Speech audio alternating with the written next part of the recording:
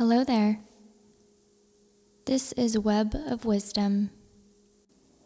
I will be reading for you today. Don't sweat the small stuff, and it's all small stuff. Simple ways to keep the little things from taking over your life. By Richard Carlson.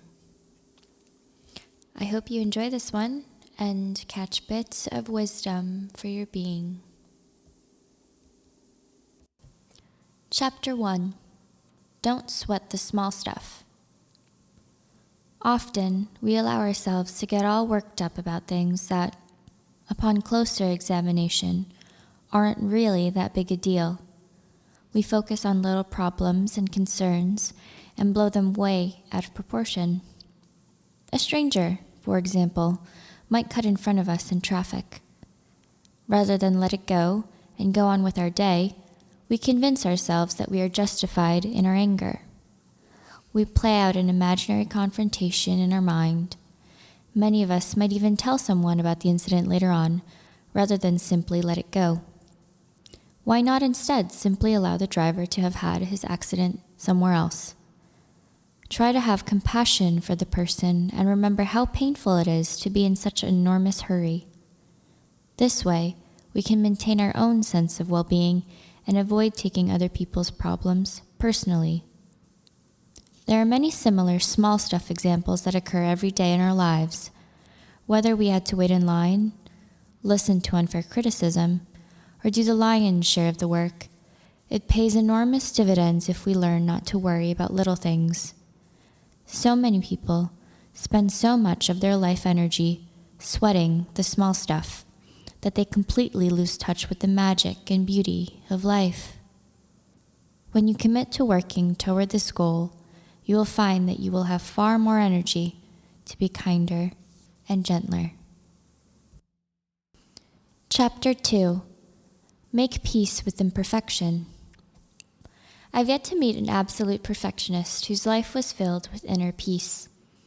The need for perfection and the desire for inner tranquility conflict with each other. Whenever we are attached to having something a certain way, better than it already is, we are, almost by definition, engaged in a losing battle.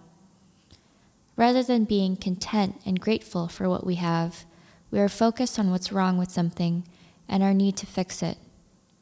When we are zeroed in on what's wrong, it implies that we are dissatisfied, discontent.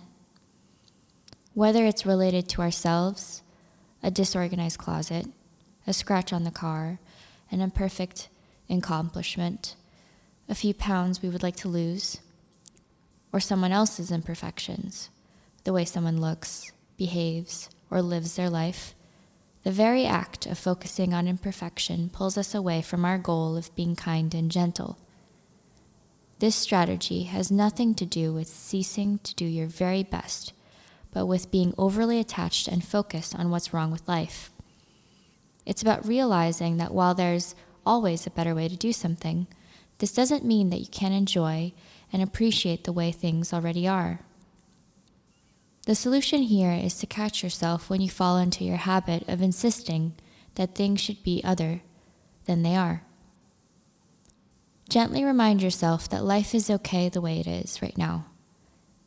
In the absence of your judgment, everything would be fine. As you begin to eliminate your need for perfection in all areas of your life, you'll begin to discover the perfection in life itself. Chapter 3. Let go of the idea that gentle, relaxed people can't be superachievers. One of the major reasons so many of us remain hurried, frightened, and competitive and continue to live life as if it were one giant emergency is our fear that if we were to become more peaceful and loving, we would suddenly stop achieving our goals. We would become lazy and apathetic.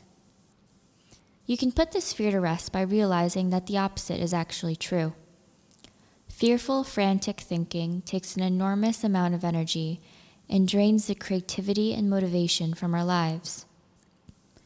When you are fearful or frantic, you literally immobilize yourself from your greatest potential, not to mention enjoyment. Any success that you do have is despite your fear, not because of it. I have had the good fortune to surround myself with some very relaxed, peaceful, and loving people. Some of these people are best-selling authors, loving parents, counselors, computer experts, and chief executive officers. All of them are fulfilled in what they do and are very proficient at their given skills. I have learned the important lesson. When you have what you want, which is inner peace, you are less distracted by your wants, needs, desires, and concerns. It's thus easier to concentrate, focus, achieve your goals, and to give back to others. Chapter 4. Be aware of the snowball effect of your thinking. A powerful technique for becoming more peaceful is to be aware of how quickly your negative and insecure thinking can spiral out of control. Have you ever noticed how uptight you feel when you're caught up in your thinking? And to top it off, the more absorbed you get in the details of whatever is upsetting you, the worse you feel. One thought leads to another, and yet another, until at some point you become incredibly agitated. For example, you might wake up in the middle of the night and remember a phone call that needs to be made the following day. Then, rather than feeling relieved that you remembered such an important call, you start thinking about everything else you have to do tomorrow. You start rehearsing a probable conversation with your boss, getting yourself even more upset. Pretty soon you think to yourself, I can't believe how busy I am. I must make 50 phone calls a day. Whose life is this anyway? And on it goes until you're feeling sorry for yourself. For many people, there's no limit to how long this type of thought attack can go on. In fact, I've been told by clients that many of their days and nights are spent in this type of mental rehearsal. Needless to say, it's impossible to feel peaceful with your head full of concerns and annoyances. The solution is to notice what's happening in your head before your thoughts have a chance to build any momentum. The sooner you catch yourself in the act of building your mental snowball, the easier it is to stop. In our example here, you might notice your snowball thinking right when you start running through the list of what you have to do the next day. Then, instead of obsessing on your upcoming day, you say to yourself, "Phew, there I go again," and consciously nip it in the bud. You stop your train of thought before it has a chance to get going. You can then focus not on how overwhelmed you are, but on how grateful you are for remembering the phone call that needed to be made. If it's the middle of the night, write it down on the piece of paper and go back to sleep. You might even consider keeping a pen and paper by the bed for such moments.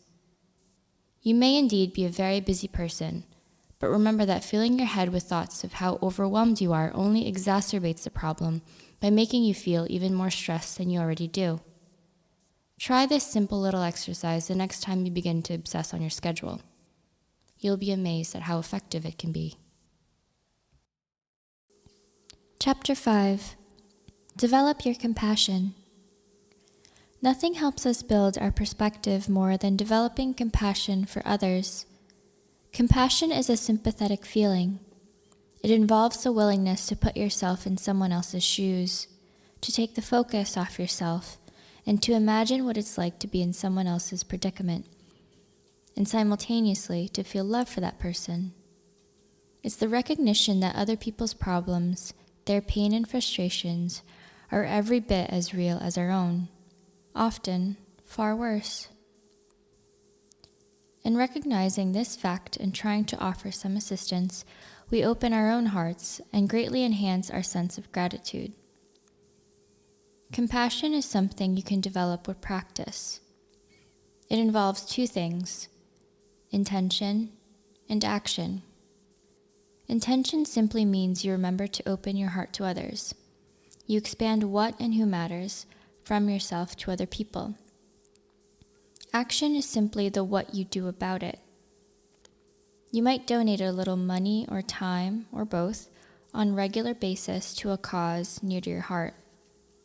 Or perhaps you'll offer a beautiful smile and genuine hello to the people you meet on the street. It's not so important what you do. just that you do something. As Mother Teresa reminds us, we cannot do great things on this earth. We can only do small things with great love. Compassion develops your sense of gratitude by taking your attention off of all the little things that most of us have learned to take too seriously. When you take time, often, to reflect on the miracle of life, the miracle that you are even able to read this book, the gift of sight, of love, and all the rest, it can help to remind you that many of the things that you think of as big stuff are really just small stuff that you are turning into big stuff.